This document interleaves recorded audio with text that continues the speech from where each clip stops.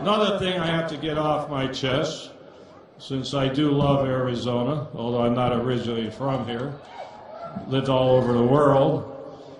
But I just heard over the media a couple of elected officials say that Donald Trump is not welcome in Arizona.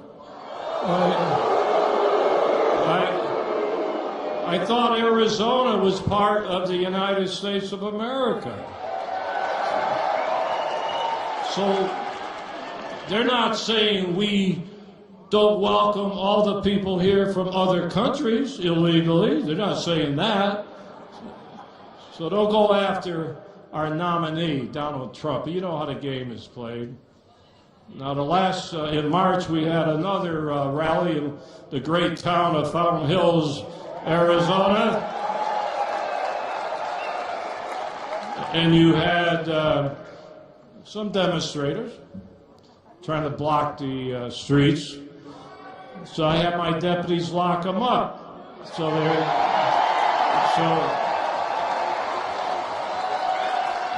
I had my deputies locked.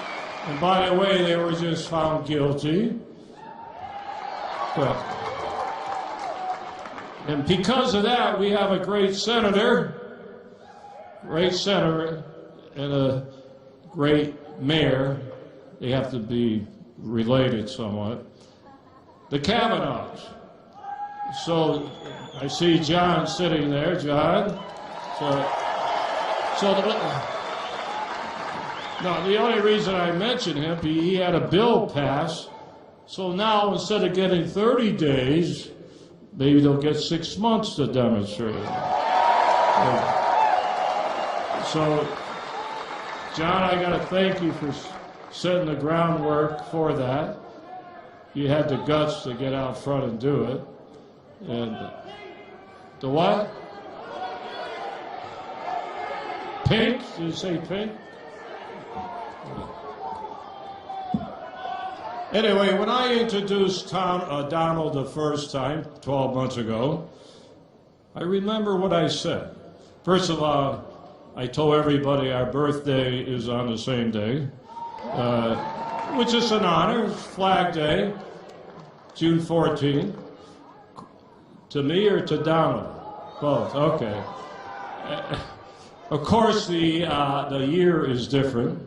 He's a little younger than I am.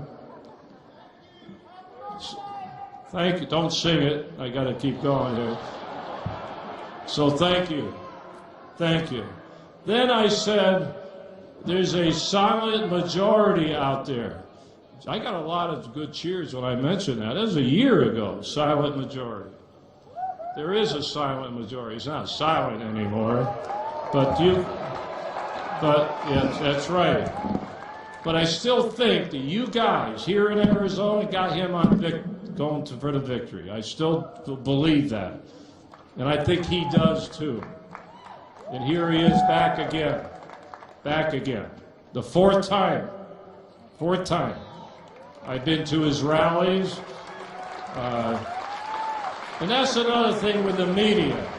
You know, I'm not having a rally. I'm kind of just talking. But usually when you have a rally, don't you say things? You get everybody motivated. You want everybody to cheer. And you say things. You drop some jokes here and there. How come every time he says one thing or two, everybody goes after him? I thought we have freedom of speech. You're able to speak your mind. So evidently a lot of people don't like him speaking his mind. They'd rather have him read teleprompters and follow the typical, the typical political way they do business.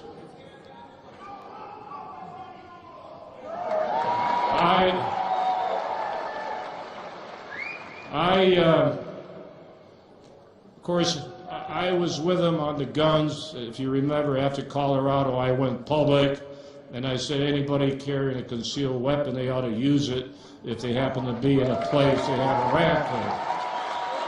And then four days later, look what happened in California. Now we got Orlando. And I think a year ago I said, and he agrees, not because I said it, because this is him talking, is the fact that we ought to crack down on ISIS, go over there and destroy them in a foreign country. So, you know, one thing, I spent 55 years fighting the drug traffic in Mexico City, Turkey. I'm not going to get into my resume, but I did have another life before I ran for sheriff 24 years ago. So I know how they operate in these international countries, being a diplomat over there and everything else. And that's what's destroying our country, is the drugs coming across that border. When he says put up a wall, the wall isn't just for illegal immigration. The law is to keep the drugs out of our country. So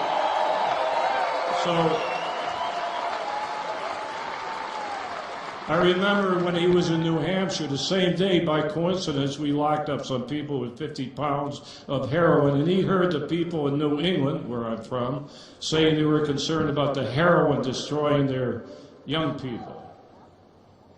Yeah, heroin is destroying our young people. Now, having served in all these positions, meeting with presidents when I was over there, I learned one thing: the most important person in our government, next to the president, is the Secretary of State to do something in foreign countries regarding the drug traffic and other policy. How many times has Hillary been to Mexico? I bet you can count it on 5 fingers. At least she could go there when it's snowing in Washington and get some nice weather in Acapulco and meet with the president. How many times has the president been to Mexico? President's traveling all over the world, and this is our most important country when you're talking about trade, economy, drug traffic, illegal immigration. You never see any of the big shots go over there putting the pressure on the Mexican government and tell them, if you don't do the job, we're going to take your money, your foreign money away from you. That's what gets it started. They don't do that. I'm going to get into a personal thing. I don't like talking about my personal life, because I am, believe it or not, sort of a private person. You won't agree with that, especially when you watch television. But I am a private person. Been married 59 years. So I bring that up. Everybody says Trump doesn't have a heart, he hates women. I can go on and on. Would I have 2 minutes? I guess I have to leave. Chris, is that a signal? Let me consolidate. My wife was sick, met her, I was at Hannity taping a few months ago, and he heard my wife was sick. He called my wife, not once, not twice, 3 times. He didn't have to get my support by hooking me through a wife, because he had me hooked anyway. But that's the way he is. He has a soft heart, and he is a great person, and I'm glad to stick by him.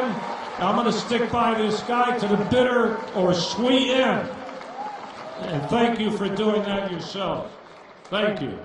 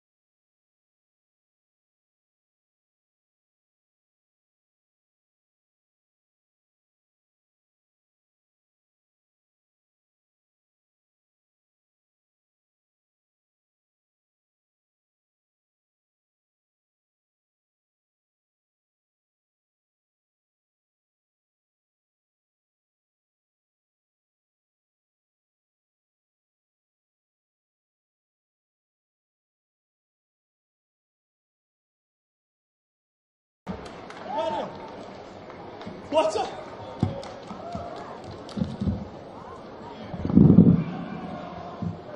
Mr. Trump is in the building.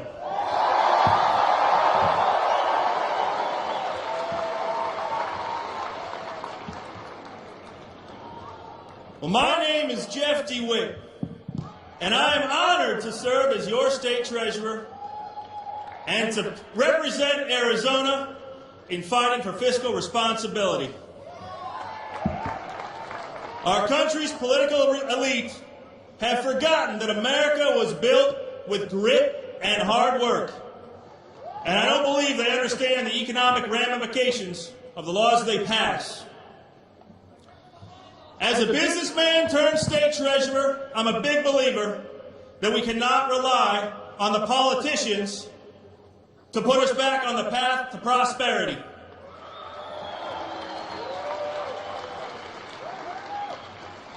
We need a conservative political outsider who understands what it means to build a business, make a payroll, and build the wall.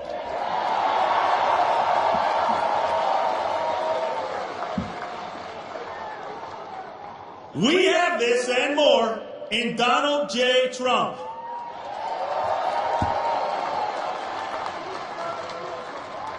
Our country is $19 trillion in debt and growing.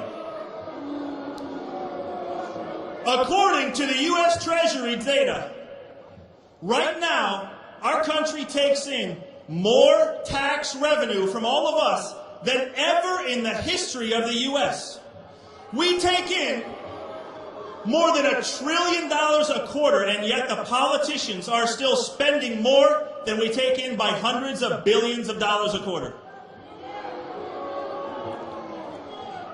During the last 7 years under Obama, I'm going to read you some numbers. 189. That is the number of days that President Obama has been on vacation.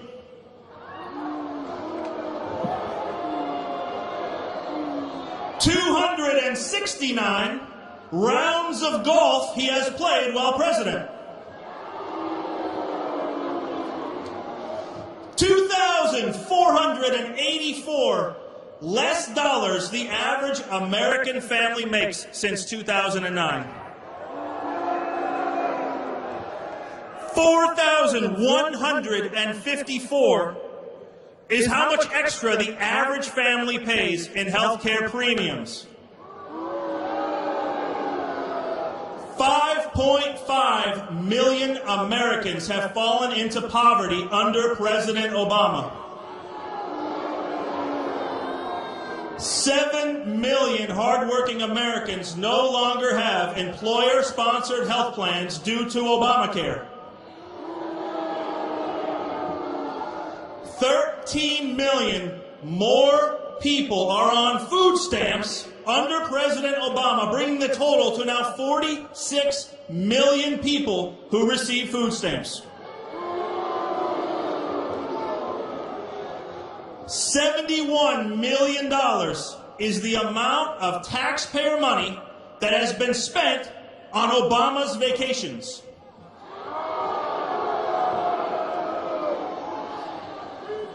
$3.4 billion of debt has been added each and every day under President Obama.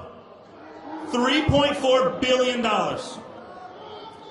$9 trillion has been added to our national debt, bringing us to the current $19 trillion, which is a country-crippling debt that our children and our grandchildren are going to have to deal with.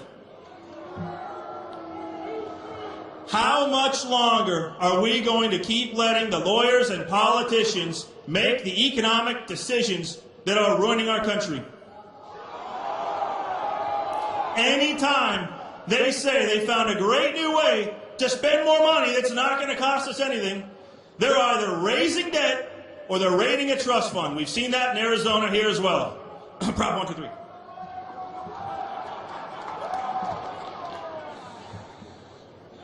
We have the chance to elect someone who is one of the most successful businessmen our country has ever produced.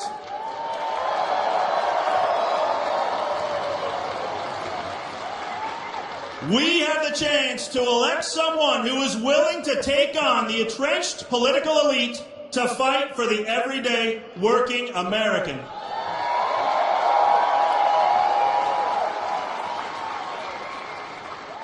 It is with great honor that I introduce to you the only candidate who can and will deal with our deficit and our debt.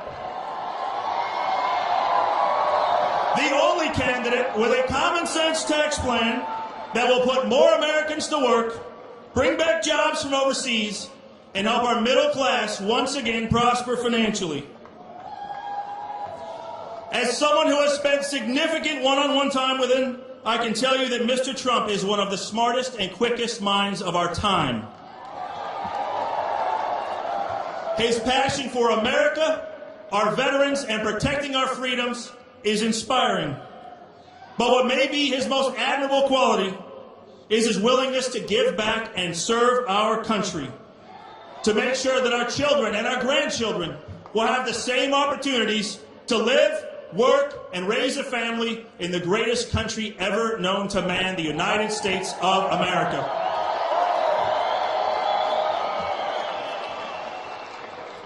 I have been proud to stand with Mr. Trump since before his campaign for president was announced, and to be the first elected official in the country to endorse him.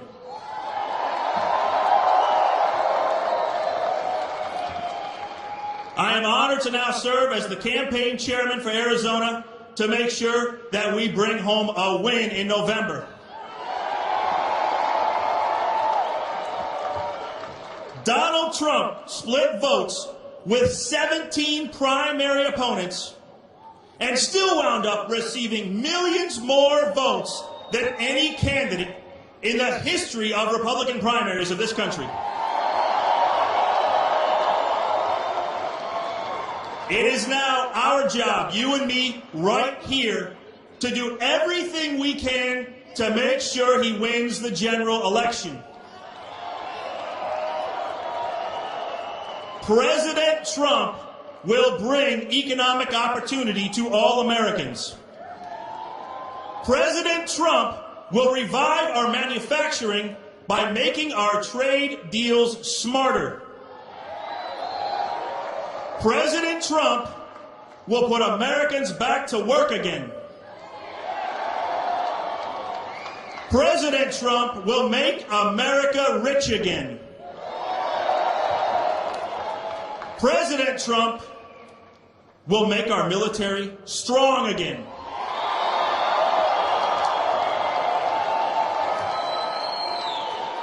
President Trump will make America safe again.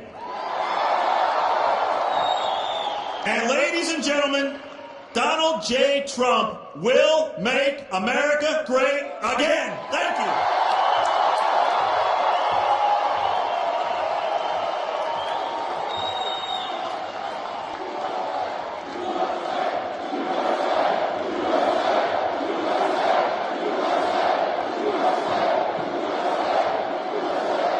Next, please welcome Stephen Miller.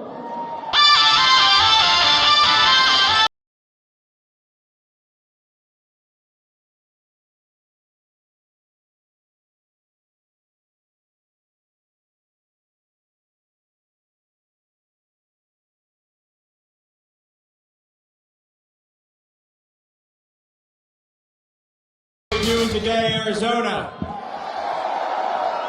Are you ready to elect a man who's going to finally secure the border of the United States of America? Are you ready to elect a man who will never apologize for putting the American people first? Are you ready to elect a man who will always ensure that our children come first in their own country? And are you ready to elect a man who can't be bought, who can't be purchased, and who will only answer to the American people? Now, you have another candidate in this race, folks, named Hillary Clinton, who is the most crooked, corrupt politician any of us have seen in our entire lives. Hillary Clinton is a woman who has done business with the most oppressive, violent regimes while she was Secretary of State, raking in cash while she was a federal official from regimes that horribly oppress innocent people. We will never elect as president of this country somebody who does business with and enables the violent oppression of people all across the world. Hillary Clinton can never claim to be a champion of women's rights or a champion of gay rights or a champion of minorities when she associates with people who oppress all of those groups. And she can never claim to be a friend of working people, folks, when she pushes open borders policies that drive down your wages, that undermine your schools, that undermine your hospitals, and that leave our most vulnerable citizens completely and totally defenseless. Now, on the other hand, you have a man who is endorsed by 16,500 Border Patrol agents. You have a man who believes that the men and women in blue need to be supported. You have a man who believes we need to rebuild the military of the United States of America. You have a man who believes that we need trade deals that protect American workers. And you have a man who believes that it's high time on the question of immigration that we protected the interests of American wage earners. Don't let anybody tell you you're not a good person because you went to secure your border. Don't let anybody tell you you're not a good person because you went to control immigration. And don't let anybody tell you that you are not a good person because you believe the American people should come first. Because folks, the definition of compassion is protecting your own neighbors. The definition of compassion is looking out for your own countrymen. The definition of compassion is protecting our most vulnerable citizens from the effects of open borders. That is compassion. What Hillary Clinton offers is heartlessness. What she offers is cruelty. What she offers is the suffering that comes with open borders, uncontrolled immigration, and the offshoring and destruction of American jobs. And I believe that the American people will seize this opportunity, this rare and special opportunity, to elect a man who's going to kick the special interests out of D.C., who's going to send packing everybody who's betrayed you, who's going to tell all the politicians who let down all of our families that there is a new day in Washington, the elite's day is over, their moment in the sun is past, and a new era in American history will dawn where the people are the rulers again.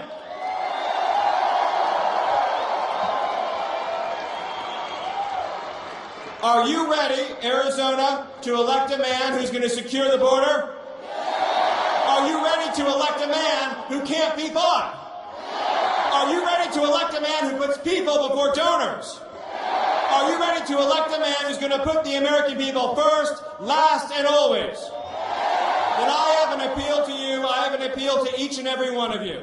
Find that last ounce of devotion, that extra measure of strength, and go out and help elect Donald J. Trump president.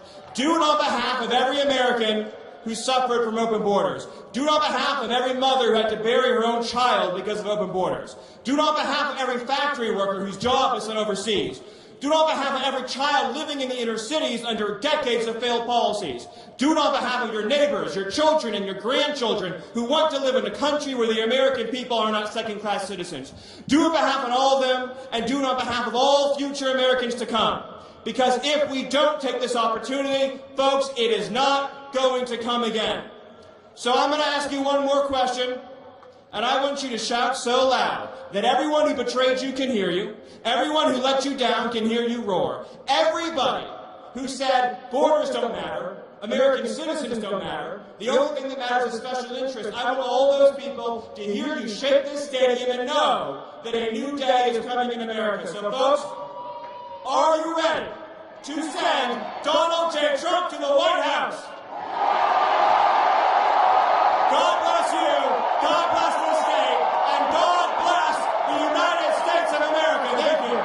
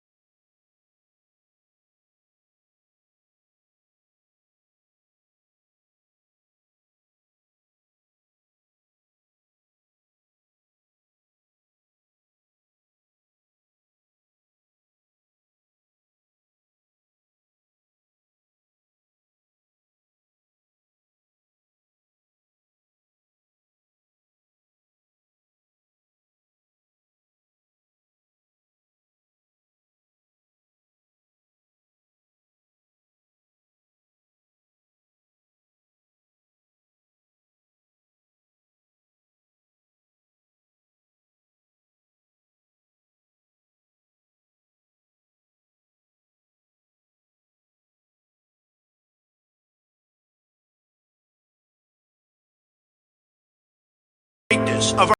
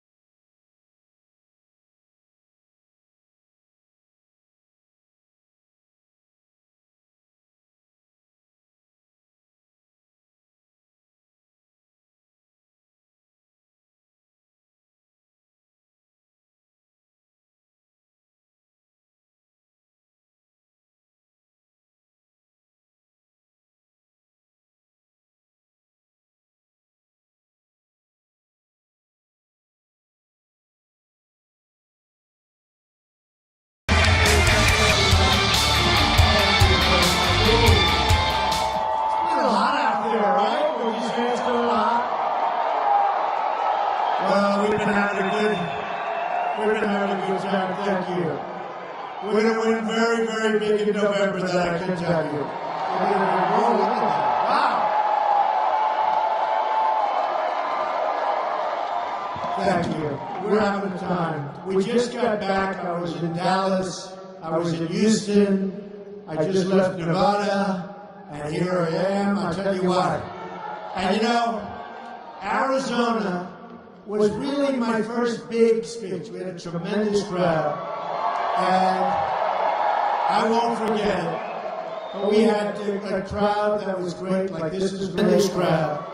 We don't forget it. It was a very important day because I went there, I said, who's going to show up? And the place was packed, okay?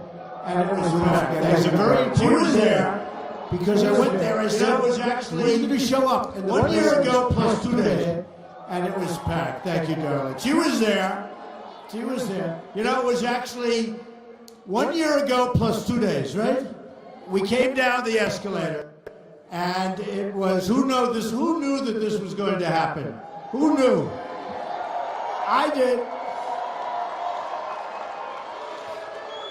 And we're doing a job. And, you know, I tell you, we're having tremendous difficulties in our country. Radical Islamic terrorism is out of control. We have problems. And we're going to solve our problems. We're going to be very, very smart. We're going to be very strong and tough. And we're going to be very vigilant. And we're going to solve our problems, okay? We're going to solve our problems. But what happened to the look, you understand, right? You know what happened. LGBT, the gay community. What happened was an assault on our country. It was an assault on the gay community. It was assault on everything that we all stand for. And we cannot let this happen again. And remember this. Remember this. Remember this. This was not about guns. This was about terrorism. Pure and simple. This was about terrorism.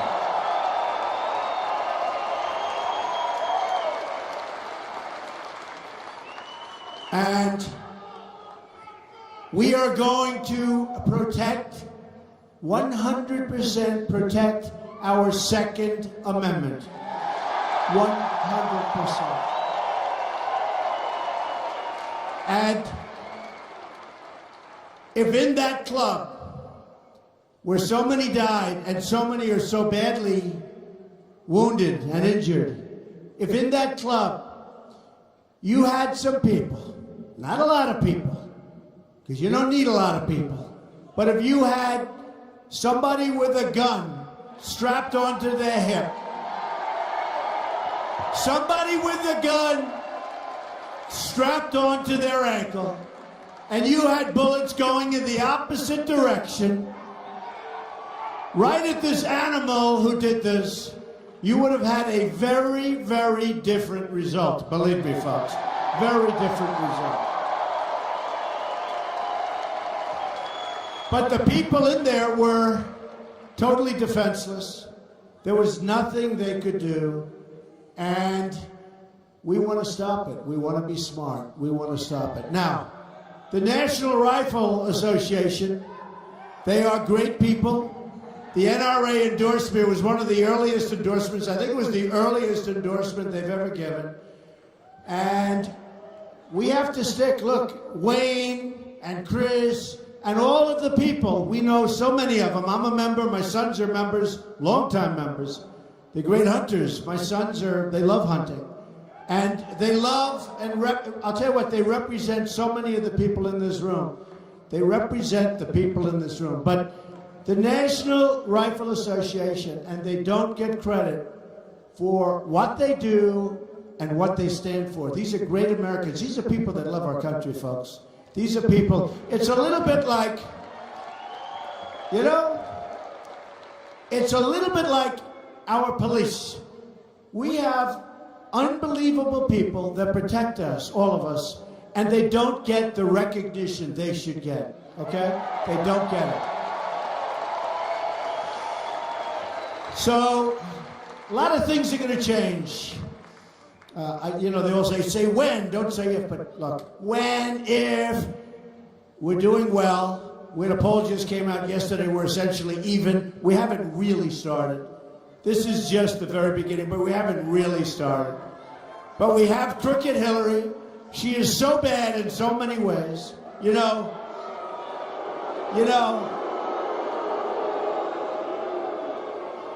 Crazy Bernie said that about Hillary. No, we love Bernie. Look, is Bernie unbelievable? He doesn't quit. He doesn't quit. Young Democrats for Trump. I like that. That's going to happen. I like that. Put that up. Thank you, man.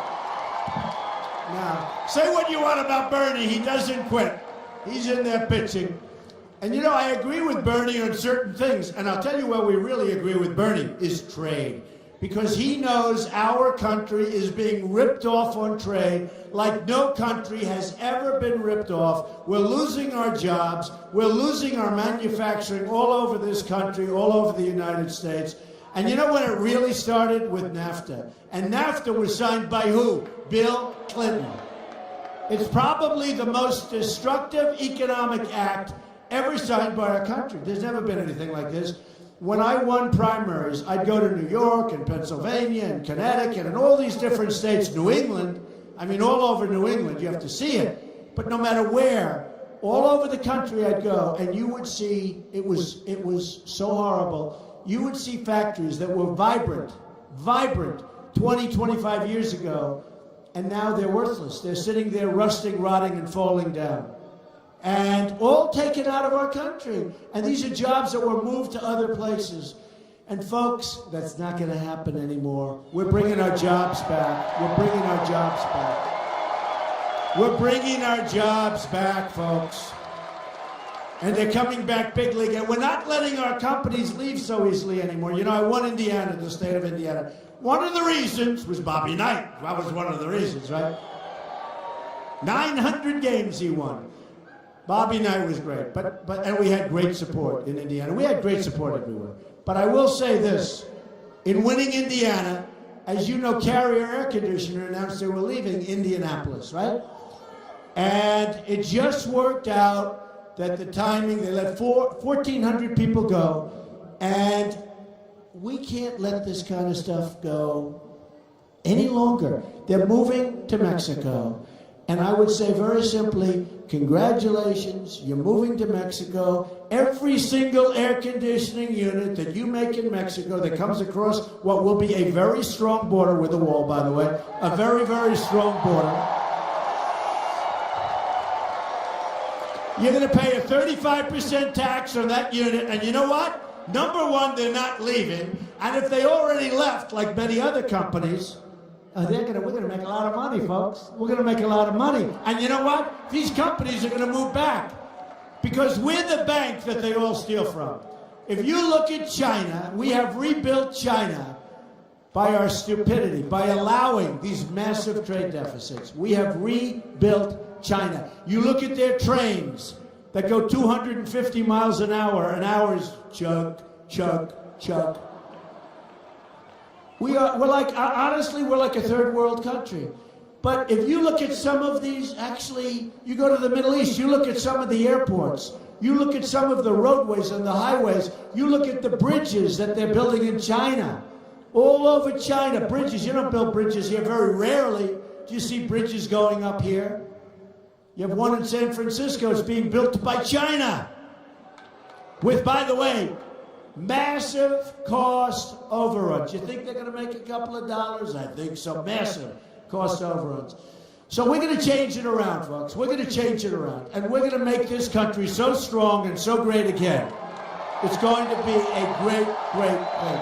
We are going to make it so great again. And by the way, I have to thank some of our folks. We have got such a great delegation of people. They've helped me so much in Arizona. Where's Jeff? Where's Jeff? Jeff? Where is he? Get over here. Look at him. Vote for this man. He's a winner. He's a winner. We love you, Jeff. Thank you. And our chairman and all our representatives, they've been incredible. And they tell me we're doing fantastically We're doing fantastically in Arizona. And look, there are a number of reasons, and people say we're strong on the border. We're going to be strong on the border. We have to. And if we're not strong on the border, we're going to lose our country. We're not going to have a country anymore. And by the way, we want people to come into our country, but we want people to come into our country legally. Legally.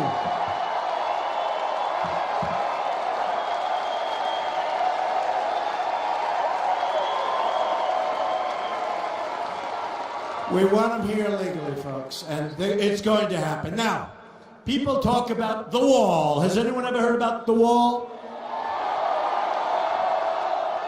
Some of these politicians during the debates, and I was on center stage on every single debate, and I have to say, by the way, Sheriff Joe, wherever you are, what a great guy. Sheriff Joe, what a great guy. Sheriff Joe, I love you, Sheriff Joe.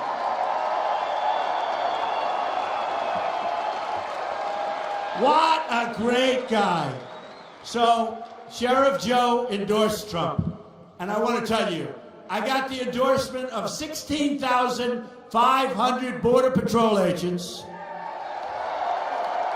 And I asked them, and nobody knows better than them. And by the way, their job is much easier now. They're told to stand back, let everybody just walk through. They don't want that. They want to see our country be great again. They know what has to be done. But I said, do we need the wall? Tell me, do we need the wall? And they said, Mr. Trump, we need the wall. We need the wall. And then I got the guarantee when I get this. To me, that's called like gold level. But then Sheriff Joe came out. And then a great person, a great person who I've respected for so long, who's become a friend of mine, Governor Jan. Where's Governor Jan? Governor Jan. Where is she? Jan, stand up. Hello, Jan. Thank you. No, she's an amazing person. And, you know, it's not nice to say about a woman, but you are tough, aren't you, huh? She is tough. She's smart. And I'll tell you, she's been there, and Joe's been there, and so many others have been there, and I appreciate it, folks. Jan, thank you very much for being here. Thank you. She's a great governor, by the way, and I hope you realize it, but she was a great governor. So I love you too, darling. I love you. Look at her. Look at all these women for Trump, you know?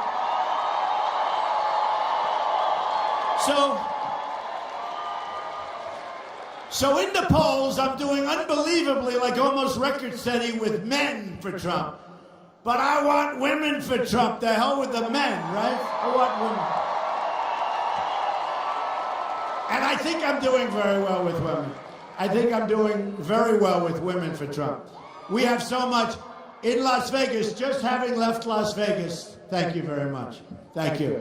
Just having left Las Vegas, we had so many women with signs up, women for Trump, women for Trump. And I'm trying to figure it out, what's with these polls, but they're getting better. Number one, they want to see a strong military. Number two, they want to see a strong border. Number three, they want to see people that love our country come into our country, not people that hate us, okay? Not people that hate us.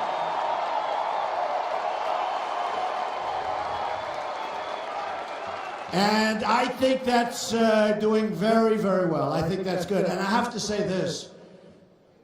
African American youth, 59% unemployment. We're going to bring jobs back, folks. We're going to bring jobs back. President Obama has done nothing for African American youth, and everybody knows it. For Hispanics, we're bringing jobs back. And you know, in Nevada, in the exit polls, when people were leaving, I led all of the exit polls, and I won the state in a landslide. And I led all of the exit polls with the Hispanics. We are going to do unbelievably well with Mexicans, with all of the Hispanics, with the Latinos. We are going to do so well because we're going to bring jobs back. We're bringing jobs back to our country. And you know, thank you. And you know, it is about jobs. It's like, that's like the great medicine that makes us better. We're losing our jobs, we're losing our base, we're losing our manufacturing, and the numbers are phony numbers, 5% unemployment. When you stop looking for a job, which most people, after a period of time, they give up. Did you give up? Don't give up, don't give up. She gave up, don't give up. But they put you down statistically as though you were employed. We probably have a 20% or more unemployment rate, okay? And I read it, and we had some terrible news 2 weeks ago. 38,000 jobs, which was like such a low number. They were thinking 150,000, 200,000, turned out to be 38,000. It was a horrible number, and unemployment went down by a little bit. And everyone's saying, how can the number be horrible? The news is horrible, and yet unemployment goes down. You know why? Because all those people stopped looking for jobs, so everyone said they're employed. It's crazy. That system was put in a long time ago, before Obama, in all fairness, so that politicians and presidents look good. But it's a false system, folks. We have tremendous, massive unemployment in this country. And remember this, And when I get all these record crowds and I get all these tremendous, I'll tell you what, Houston the other night, I don't know if you saw on television, they had a line that went forever. This is afterwards, we had 5,000 or 6,000 people inside this room, which was Mac. You were there? Oh, she drove from San Diego to see me. Good. Must be very successful. Thank you, darling. Thank you. But in Houston, they had a crowd last night that was beyond, if we had a stadium, it would have filled out. Thousands, tens of thousands of people couldn't even get in. But it's happening. And to a large extent, look, it's about the border, it's about security, it's about the military, it's about all of these things. We're going to save you Social Security without killing it like so many people want to do. And your Medicare, and all of these things, we're going to save. Remember this, and this is true, and she can guise it any way she wants. Two things. Hillary's going to raise your taxes like crazy, I think to 60 or 65%. She doesn't want to talk about it. And I'm giving the largest tax cut of anybody and any candidate that's run for office. Okay? Any candidate that's run for office. We're the highest taxed nation in the world, folks. Nobody pays more tax. We're the highest tax. Our businesses are the highest taxed in the world. We're giving a massive tax cut, especially for business and small business, and especially for the middle class. So I don't know if there's any middle class in here. I think you're all at the upper echelons. But if there are, you're going to be extremely happy. So a lot of things have happened. But it's been incredible. It's been incredible. It's been a movement. I've been on the cover of Time magazine so many times. And the cover of everything. I feel like a supermodel, except like times 10. Okay? It's true. I'm a supermodel. I'm on the cover of these magazines. I'm on the cover of the biggest magazines. I don't even know about it. I can't even read the story, because if I did, I wouldn't get any work done. I have never seen anything like it. And it's not about me. I'm doing a good job as a messenger, but I'm a messenger. People are making less money than they made 18 years ago, and they're working harder and they're working longer. And it's supposed to be the opposite, because our jobs are being taken away, and we're not letting that happen. But people are making less money than they did 18 years ago in terms of real wages.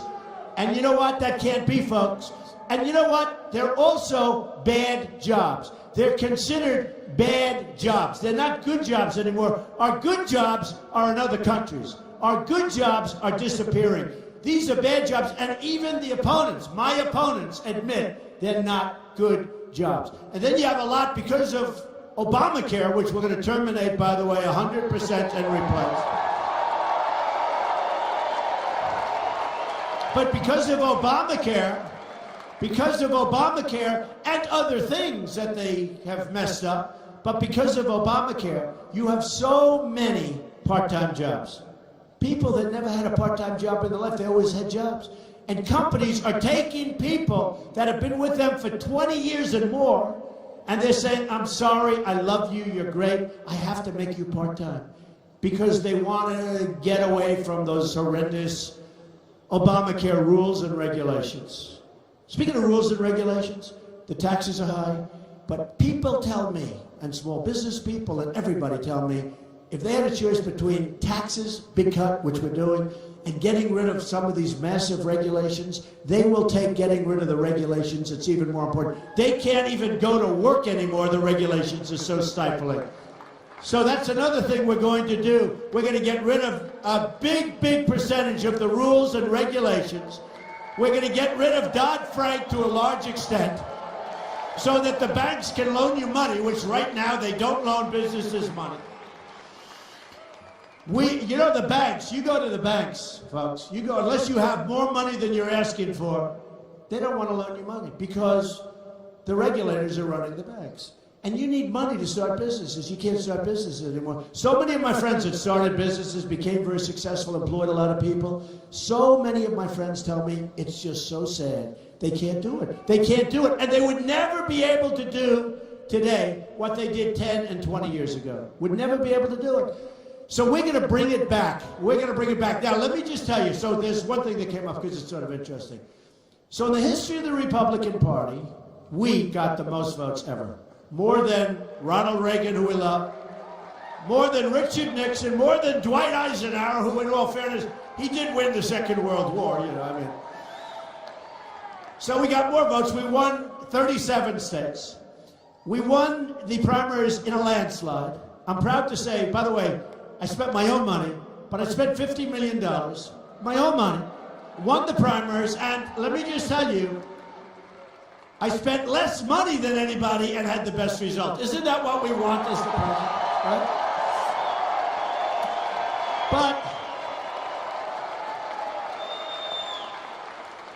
But I hear these like little rumors, and it's mostly the press. See those guys? That's the most dishonest group of human beings you'll ever. The most, by the way,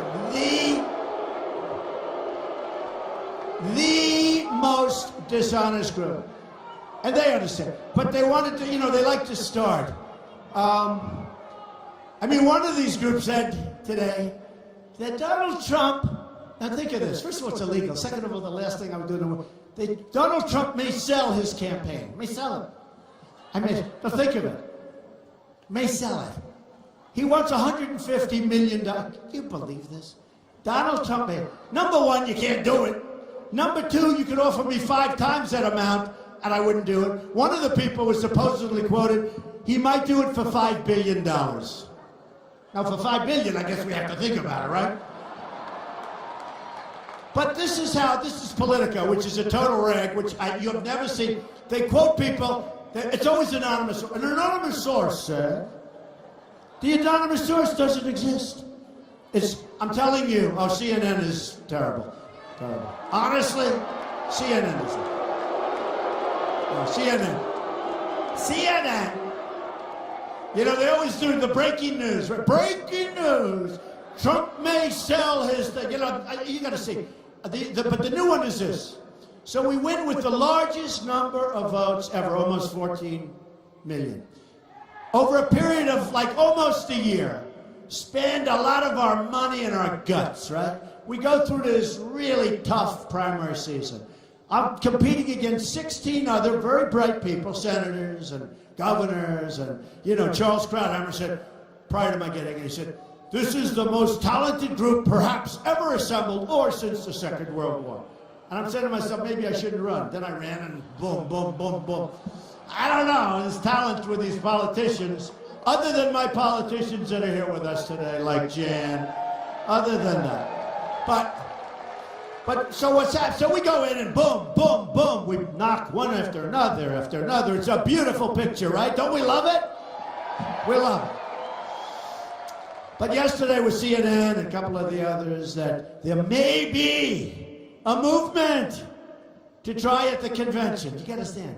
Remember, I could never, they all said, he will never be able to get 1,237 delegates. I think we got 1,550, right? I think we got 1,550. And remember this, folks. It's all made up by the press. Remember this. Remember this. When I get 1,550, or when I get even the 1,237, I'm running against 16 people. It's the largest field, they think, in the history of politics, either party, Democrat or Republican. So I'll never forget, I won New Hampshire and I won these other states, and I was getting good numbers, like 28 and then 32 and then 34 and 30, and I had many people that I was running against. I wasn't running against one person like Hillary. She's running against, you had crooked Hillary versus crazy Bernie, right? That's it. Right? Crooked Hillary against crazy Bernie. She got one person. So whoever wins picks up all. I'm running against 16 people that are governors, senators, and talented people, like Ben Carson, who's a great guy who endorsed me, and Chris Christie, great guy, endorsed me. Chris and Ben endorsed me. But, so I remember I'm watching the pundits saying, I got like, I think we had like 12 or 13 people left, and I had a state where I got about 34%.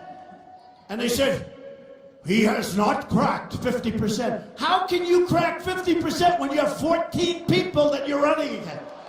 I blew them away. I had 34 and they had like peanuts. And you add them all up. One had 2, one had 1, one had nothing, one had 3. But when you have all these people, and then anyway, when we got to New York, and you know, we had a tremendous victory in Florida, landslide victory. I won 66 out of 67 counties. Nobody's ever done that before. And won in a landslide. Won in a landslide against a good guy and a number of people. I mean, there were a number of people. And then we came into New York and we had a massive, isn't it nice to know that New York knows me probably better than anybody? I'm in there all the time. Isn't it nice to know that the people that know me best gave me a massive, huge victory? I mean, it was like, in New York I won almost everything. Cleared the board, upstate, down, so we won almost everything. And then the next week, thank you, the next week it was Pennsylvania, and we went to Connecticut. And by the way, we're doing great in Connecticut. You know, a lot of these states are not supposed to be like Republican states, except numbers are coming in that are so good, we're going to make them Republican states. Connecticut is one. Connecticut's one. Because people are tired of stupidity. They're tired of the Iran deal, where we give them 150, we give them back $150 billion. We get nothing. We get nothing. We get nothing. And by the way, before we negotiated that deal, we should have had those prisoners released, not years later. Not years later. And now they're about ready to take over Iraq because of our stupid leaders and our stupid policies.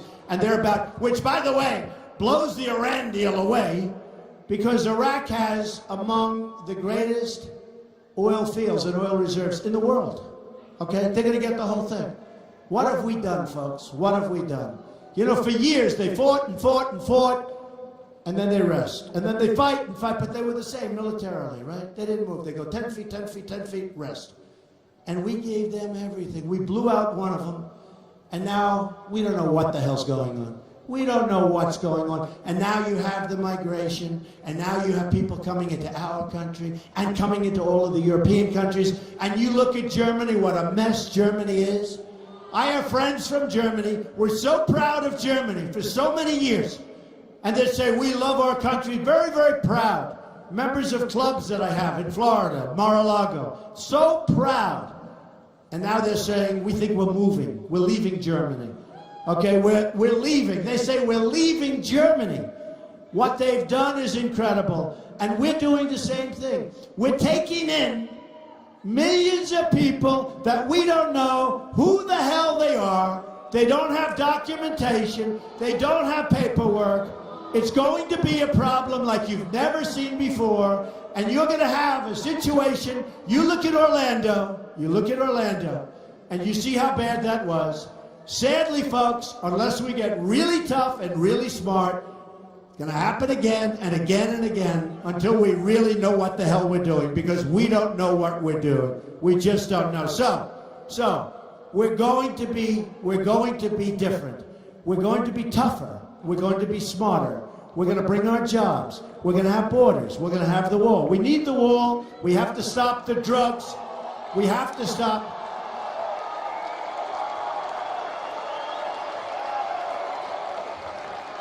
Who's going to pay for the wall? Tell me. It's going to happen. You know, when I was in the debates, And every single poll after the debate said I won every debate. Are we proud of me? Am I doing a good job? I never did this stuff before. But every single poll had me winning every single debate. Every single poll. They did like 7 of them for each debate. I was in, I think, 11 debates. And every poll was center stage. And the only thing I said to the networks or to the cables, I said, no, I want an odd number. They said, no, we can't do that. We want 8 or we want 12. Do you remember at the beginning? They had so many people they needed another stage, right? But I always said, I want an odd number on the stage. They said, why? Because if I don't have an odd number, I'm not in the center, right?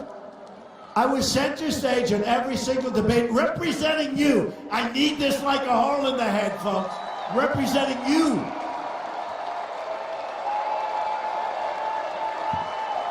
So we won. And we're going to keep winning. We're going to keep winning. We're going to win so much. We are going to win so much. And we have to win. We have no choice. Remember one other thing, and one of the folks just said it. I just had a meeting with some great people. And they just said, Mr. Trump, a lot of times during your speeches, you don't mention one of the most important things that you're going to do. Supreme Court justices. Okay? Supreme Court justices.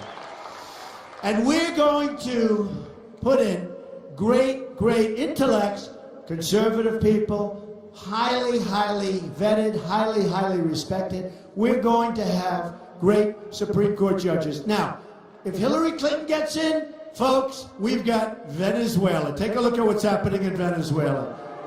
We've got high taxes, and we've got a country that's going to be a disaster. And we're heading in that direction now. We're heading in that direction now. So remember, one of the things that we're doing all together, and I actually put out, you saw it, Federalist Society, they're like the gold standard. Checked out also Heritage and others. We put out a list of 11. I'm going to add 4, probably 4 more, 3 or 4 more. And they're going to be great names. And we're going to pick among them or somebody very similar, high quality. But if we don't do that, we are really in trouble. Judge Scalia passed away. Judge Scalia was a great person, a great man, and a great justice, okay? A great justice. And that was unexpected. And remember, this coming president probably will have 3 judges, including Justice Scalia. Probably will have 3, but could have 4 and could have 5. It could be record-setting, the biggest ever. It could be the biggest ever. And we have to do something, and we have to make sure, and I sort of, I get a kick when these poor people that have been fighting me forever, they just don't understand. They can't beat me. They just can't beat me. So now I hear, and we'll just finish off, so I hear they want to try and do something at the convention. Wouldn't it be funny if Trump gets record-setting votes, the biggest in history, has unbelievable number of states, and somebody that was beat like a drum says our nominee is that. First of all, it's not legal, can't do it. Second of all, the Republican National Committee is with me 100%. Reince Priebus, a very good guy. He said this is the most ridiculous thing I've ever heard. Third of all, I think it's just a pure fabrication by the press. But if there is one of the people that he defeated, it's possible. They don't take it easy. And it was a rough look. It was a rough go. People say it was the single roughest primary they've ever seen. Whether it is, whether it wasn't, I don't know. But it was pretty tough, right? And there were some badly injured and wounded people there. And I wouldn't say they love me. Do you agree? I wouldn't say.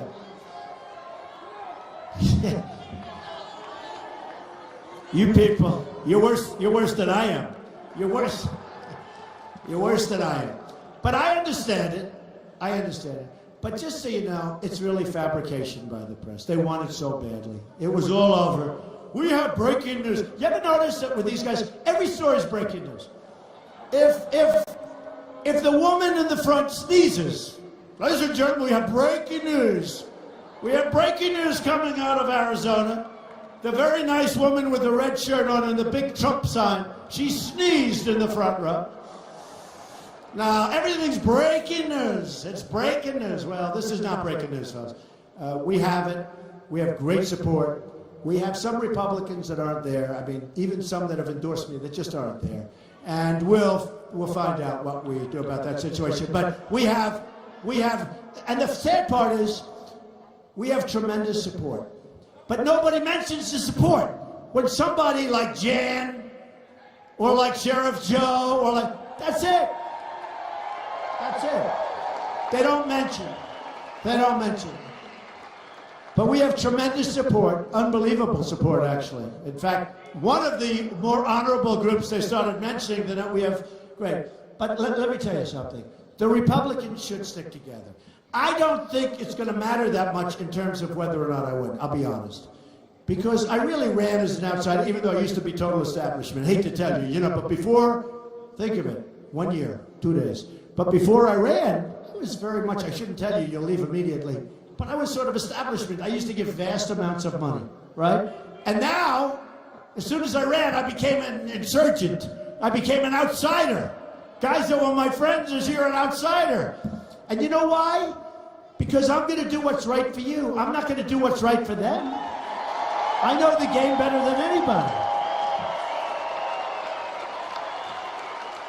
And they want things in the party and the other party, because Hillary is totally controlled by Wall Street. I mean, she may say not, but she is totally controlled by Wall Street. She is totally controlled by countries that are horrible to the gay community and horrible to women.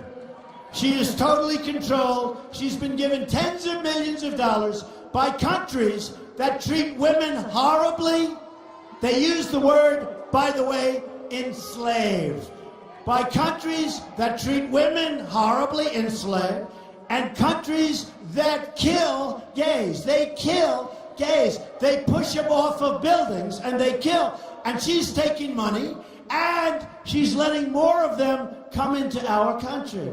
And you tell me who's better for the gay community, and you tell me who's better for women, folks, okay? Who's better?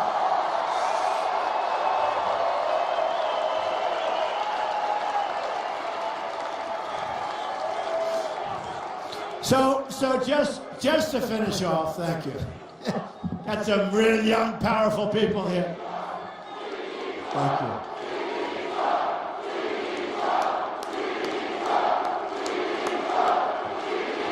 That's great. Thank you. Thank you. So just to finish off, we have a movement going on. You have people that are the biggest pundits. Bill O'Reilly, a tough guy, smart guy. Bill O'Reilly said recently, a couple of times, it's the single greatest phenomena, politically speaking, that I've seen in my lifetime. That's a pretty good saying, right? Talking about the movement. Others have said the same thing. Others that hate me have said the same thing. It is a movement. In November, we've got to win. Right now, we're up pretty big in Arizona, but we got to win. We got to win. It's a very important state, but we've got to win, and I think we're going to win. And we're going to start winning like you've never seen this country win before. I'm telling you. We're going to win at every level. We're going to win with our military. We're going to have to, I'm sorry to say this, we're going to have to knock the hell out of ISIS. I am sorry. I am sorry.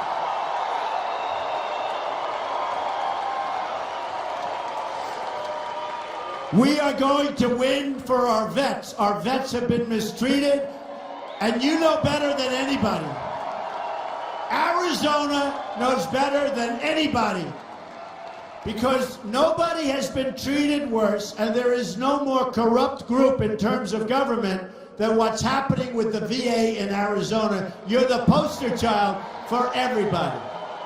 And we're going to fix it. And we're going to take care of our vets, our greatest people. We have to take care of our vets, and I have a plan.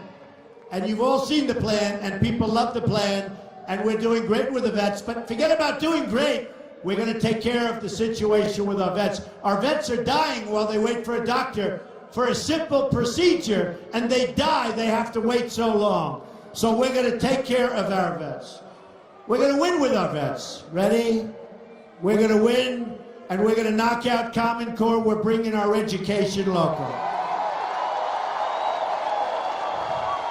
We're going to repeal and replace Obamacare. with something much less expensive and much, much better. You see what's happening to your premiums? You see what's happening to you? Your deductibles are going through the roof. You can never use it.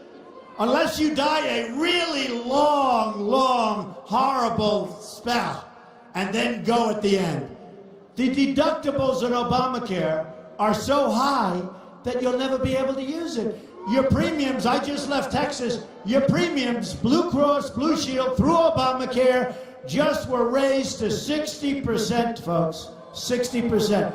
And bigger numbers are coming on November 1st. Much bigger numbers. It's a failure. It's a total. And by the way, I wish it was successful.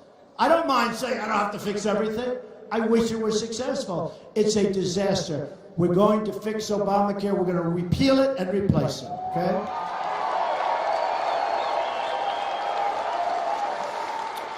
We're going to save your Second Amendment. It's going to be so strong. We're going to have strong borders. We're going to have the wall.